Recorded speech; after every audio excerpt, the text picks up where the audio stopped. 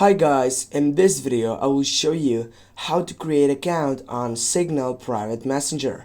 Firstly, when you get up right here on opening the application, you're gonna find out the setup in which you need simply to tap for continue, then you need to go continue again. You need to allow all these permissions in which are so important.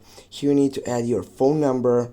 You need to go OK to confirm your phone number as you confirmed your country. Then you need to wait. Yeah, as you can see, the code has been automatically detected from my phone. And then here you need to add your name and your surname. Then go next. Also you can add photo. Now you need to create your pin. And when you get up and confirm your pin setup for your account, it will take some time, yeah, as you can see.